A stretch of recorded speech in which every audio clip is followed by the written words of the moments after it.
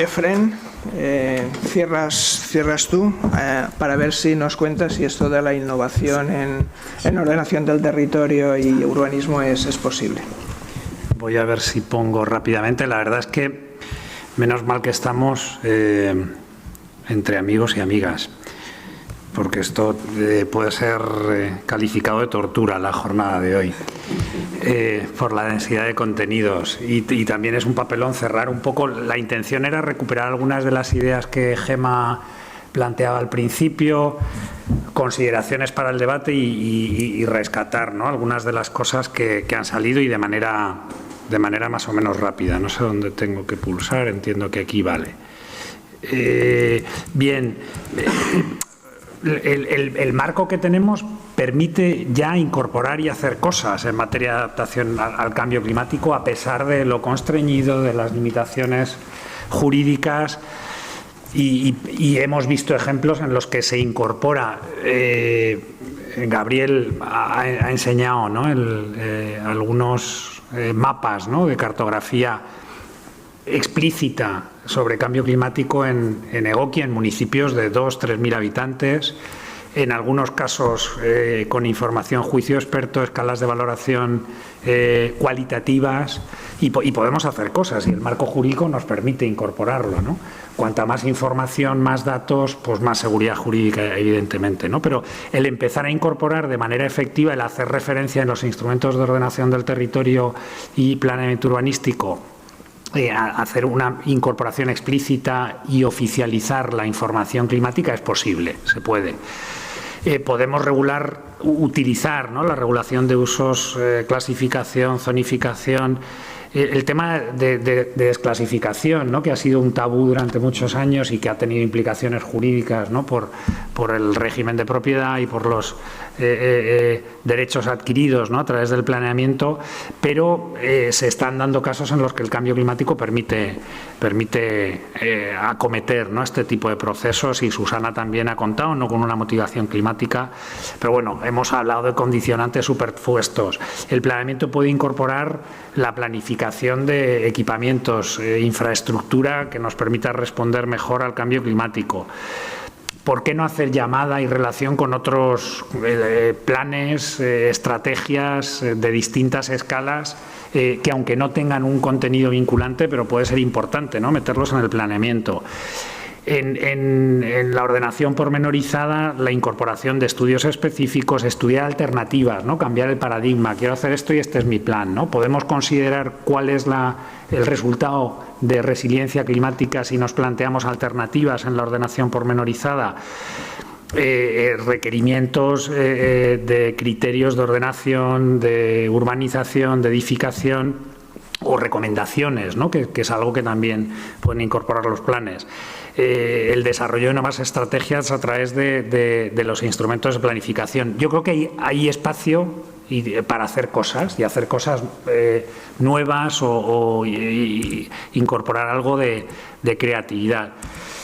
El contexto de la ley como oportunidad, la adaptación en el marco del planeamiento urbanístico, yo creo que es una de las principales políticas, y la ordenación del territorio, que van a permitir, ¿no?, operacionalizar y generar un impacto positivo desde la adaptación. El cambio de paradigma en muchos sentidos, ¿no? O sea, no hay un plan, el ejemplo de Google que ponías, ¿no? Podemos tener unos objetivos, flexibilizar los mecanismos, ¿no?, que nos permitan llegar a ellos, valorar alternativas. No siempre, y es positivo contar con información, pero el ejemplo de Egokia en Navarra, con municipios de entre 1.000 y pico y 3.000 habitantes, el juicio experto también vale, ¿no?, y también vale para incorporarlo en los planes, ¿no?, y no siempre hace falta una cantidad inmensa de recursos, y el conocimiento local es importante. Tenemos activos de adaptación, el capital natural, la infraestructura verde, servicios de ecosistemas, pero en cualquier caso es importante que la perspectiva de hibridación, combinar distintos tipos de medidas duras, blandas, normativas, sociales, de gobernanza, es el camino, ¿no? Hoy hemos hablado muchísimo de energía y de mitigación. a pesar de estar centrado y que la llamada era adaptación al cambio climático. No tenemos otra vía más que integrar ambas perspectivas, ¿no? Esa combinación de mecanismos, ya la mencionaba antes, la hibridación, el potencial de las ordenanzas y como forma de flexibilizar, ¿no?, la planificación tan constreñida y monolítica, ¿no?, que yo creo que es más una concepción que podemos superar, ¿no?, a pesar del marco legal que tenemos. El jugar con ese contenido determinante o determinaciones vinculantes y recomendaciones, el tema de participación, pero no solo social, ¿no?, sino agentes y administraciones. ¿Innovación en qué? En todo. O sea, hoy hemos visto ejemplos. Yo creo que a lo largo de todas estas horas que llevamos, casi todas las experiencias que se han contado tienen un componente de innovación. En algunos casos tecnológica, pero en muchos casos en el instrumento, en el mecanismo que se utiliza, en cómo evolucionamos la norma. Y la sociedad actual y el marco de planificación que tenemos es fruto de la innovación de otros marcos anteriores, ¿no? Y no tenemos por qué limitarnos ni asustarnos ante la posibilidad de generar innovación en los instrumentos y en los mecanismos, en el marco legal que tenemos, desde esa perspectiva de hibridar, ¿no? Volviendo un poco a la tecnología y a la pregunta que hacía Marimar antes, ¿qué hago? Modelizar para ver cuál de las alternativas en el diseño pueden ser más resilientes climáticamente, que no son los únicos criterios, luego hay otros, ¿no?, de viabilidad económica, de aceptación social, o sea, el multicriterio tiene que estar ahí. ¿Hago eso o monitoreo para tener más evidencias de cuáles son los beneficios? Pues depende de tu ámbito competencial, de responsabilidades. O sea, a lo mejor en un ayuntamiento lo que hay que hacer es modelizar alternativas de diseño, y en una administración supramunicipal lo que hay que hacer es invertir en la monitorización para generar evidencias que permitan una escalabilidad y un despliegue más masivo. Pero hemos de ir jugando, ¿no?, y llegando a acuerdos de dónde invertimos, y a lo mejor no es gastar más, sino gastar diferente, ¿no? Antes, un ejemplo en uno de los proyectos que ha sido mencionado, una ciudad europea que hizo una gran inversión en la modificación de su centro neurálgico, ¿no?, de la ciudad, ni un árbol,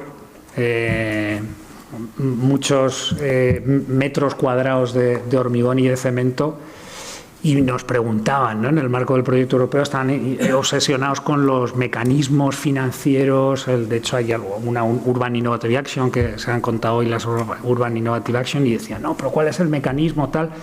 Bueno, la pasta que os habéis gastado en llenar esto de hormigón, pues os la podíais haber gastado en otra cosa, ¿no? Decían, ¿de dónde sacó el dinero? Del mismo sitio que lo has sacado para sembrar esto de hormigón, ¿no?